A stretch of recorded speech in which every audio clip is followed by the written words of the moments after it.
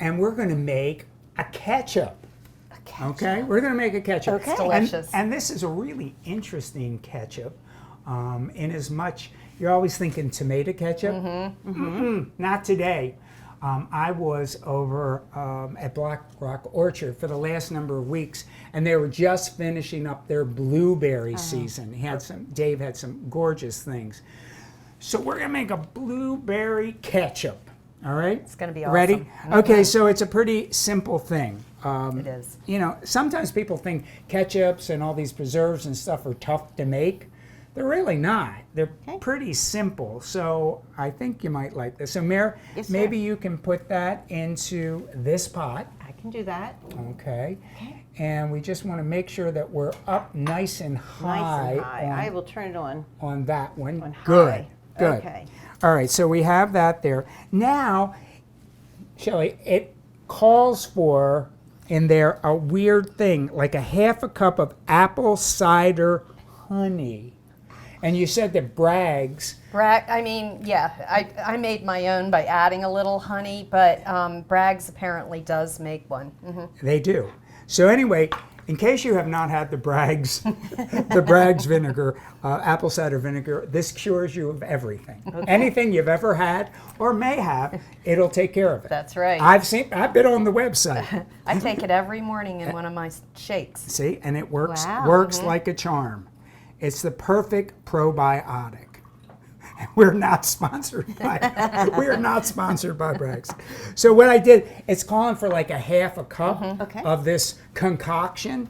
So I made one of these earlier, so I know this works like really well. So I put a quarter cup of the Bragg's apple cider vinegar, and I'm going to put about a quarter cup of that. There we go, right there. And let's see, we'll just mix that all up, because otherwise the honey sort of just goes right to the bottom and sits. But this is really good. Actually, I've used this before. I've taken the apple cider vinegar, the Bragg's, and some honey, like if I was having a sore throat or something. Right. And I made a little tea out of it, and it's very good. All right, so all we have to do is put that right in, and that's enough liquid. You're not really going to be putting any other liquid in there at all. All right, so if one of you would like to do the honors of about 4 tablespoons of brown sugar, approximately. Now, should I be When you're doing stirring, that. Yeah, maybe if you want to do that, we'll let you do that. So you have that kind of mixture of a sour And the sweet. and the sweet in there, and the sweet, but blueberries are often, they're sweet, but they're tart at the same time. So we get that going on. And then we have a little bit of cinnamon, like about a half teaspoon. Yeah, that looks like our cinnamon. Put that in there. And then we're going to use like about a quarter teaspoon of ground ginger. That would be this one right here. Oh, it Smells smells good. great Yeah. already. Doesn't it? Doesn't it? And then we have some allspice. That would be the allspice. Very nice. Yeah, whenever you see these kinds of things like mace or these nut-like things, allspice is one of those too, and has a really amazing flavor. All right, now here's a bit you may not think that we would do this, but I think it's a great thing to do, is pepper. Oh, yeah. Pepper. Yeah, it has about a quarter teaspoon of Black cracked black pepper. Now, after I made it and I tasted it, I really liked it. I liked that little peppery thing. I could even see taking a pinch of cayenne and putting it in there as That would well. be really good. Because with all that sweet, I think that could work out really, really nicely. And then we're going to take about a half a teaspoon of salt. Voila. And then another one that you might not think of, we're going to put some garlic, some minced garlic in there. Here we go. There you go. So now Mare's going to stir it up, stir it all around, and let me see if we got that nice hot thing looking under there. How's our thing going here? It's getting nice and hot. So pretty much what we're going to do right now is bring it to a boil, and then we're going to let it simmer for, I don't know, about, I let mine today simmer for about 20 minutes.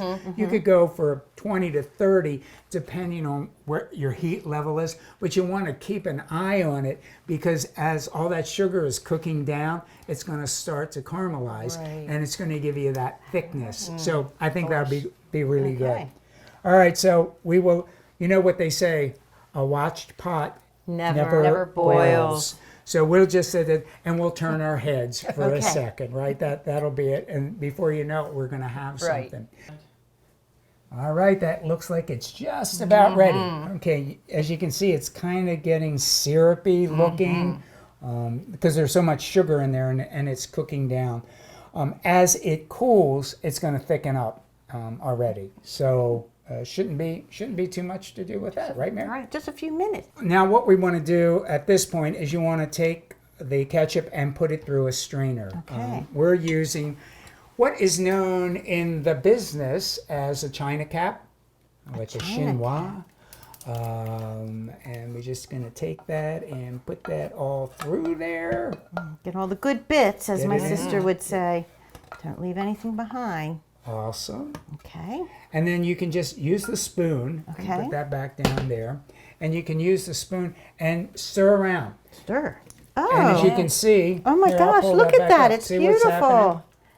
Look at that. So you're It's getting shiny. all the goodness of the blueberries are coming out there. This is and- really easy. Yeah, and then it'll help thicken it up a little bit as well. And once we get all that through, Okay. basically what I do is just let it come first to room temperature, and then you can just get yourself like a Squeezy plastic squeezy bottle, get it, and pour it right in there. And we already did one, and we're all set. And it came out quite nicely, as you can see. It's a good consistency. Yes. Great. And it tastes good. Thanks so much for watching. We hope that you got some ideas to recreate in your own kitchen and learned a little something along the way. For more information on our common table and our mission to eat well, protect our environment, and rebuild the local food economy one dish at a time, check out our website and join us on social media.